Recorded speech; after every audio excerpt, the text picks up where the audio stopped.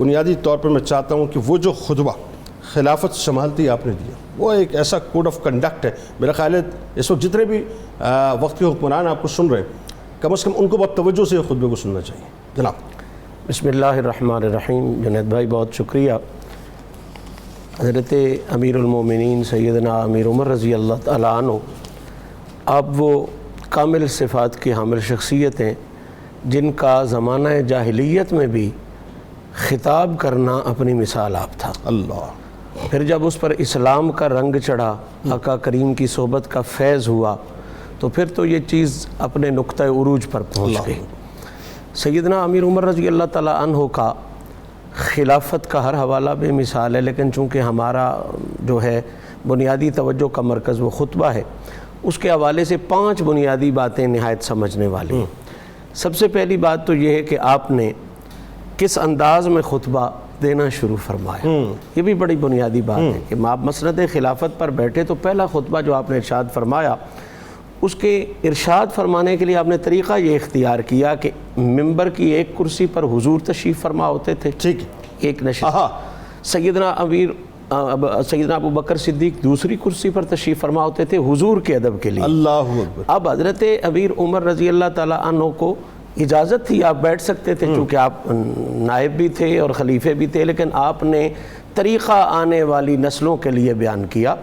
آپ نہ پہلی کرسی پہ بیٹھے ہیں، پہلی سیٹ پہ پہلے نمبر پہ، نہ دوسری سیٹ پہ بیٹھے ہیں، بلکہ تیسری جو سب سے ان سے نیچی تھی اس پر تشریف فرما ہوئے، تاکہ یہ بات آنے والی نسلوں تک پہنچ جائے کہ بڑے لوگ ہی اپنے سے بڑے لوگوں کا ادب مصطفیٰ صلی اللہ علیہ وسلم، ادب مصطفیٰ بھی ہے، ادب سیدنا ابو بکر صدیق. یعنی حقیقی بڑے وہ ہوتے ہیں جو بڑوں کا احترام کرتے ہیں. یہ چھوٹا پن ہوتا ہے جو کسی عزت والے کی عزت نہ کی جائے. اللہ اللہ. پھر آپ کھڑے ہوتے ہیں، اپنا ممبر پہ مسند آرا ہوتے ہیں، تو آپ کا پہلا جملہ ہی بہت سے مسائل کا حل ہے.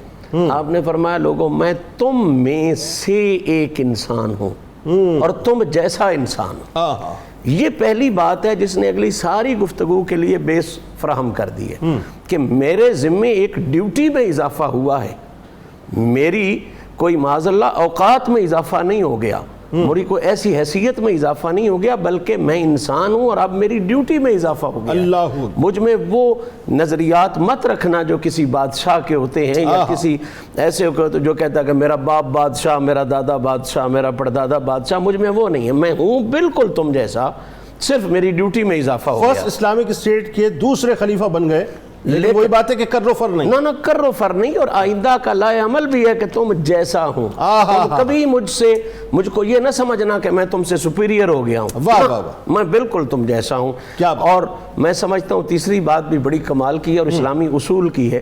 اسلام میں کسی بھی عہدے کو جو طلب کرے اسے دینا جائز نہیں. اچھا، یہ بڑی یاد رکھنے والی بات ہے. ہمارے ہاں خواہش پر عہدے دیے جاتے ہیں، ہمارے تو خواہش پر ٹکٹ دیے، لڑائی لڑی جاتی ہے. اسلام کا یہ اصول ہے کہ خواہش پر عہدہ نہیں دیا جاتا، کیونکہ خواہش جب ہو تو پھر اس کے جو ہیں جذبات وہ اس کے ساتھ منسلک ہو جاتے ہیں. حضرت امیر عمر نے اپنا پہلا جملہ یہ فرمایا اگر مجھے خلیفہ رسول کی نافرمانی گوارا ہو سکتی تو میں یہ ذمہ داری ہرگز قبول نہیں. اللہ اکبر. یعنی اٹ مینز کہ حضرت امیر عمر کی چاہت بالکل نہیں تھی کہ میں بنوں، یہ سیدنا ابو بکر صدیق کی چاہت تھی. انہوں نے انہیں سلیکٹ کیا اور آخری وصیت سیدنا ابو بکر صدیق کی موجود ہے. حضرت عثمان لکھنے والے ہیں، آپ عالم بیماری میں وصیت فرما رہے تھے کہ یہ بندہ اگر مسلمان چن لے تو بہت بہتر ہوگا. تو حضرت عمر کے بارے میں لوگوں نے رائے بھی دی کہ وہ تو بہت سخت ہے. آگے خطبے میں بھی انہوں نے اس بات تو حضرت ابو بکر صدیق وہ واحد شخص تھے، انہوں نے کہا تھا وہ بطور فرد سخت ہے، جب ان پر یہ ذمہ داری آئے گی تو ان جیسا مہربان اور نرم کوئی نہیں. بالکل.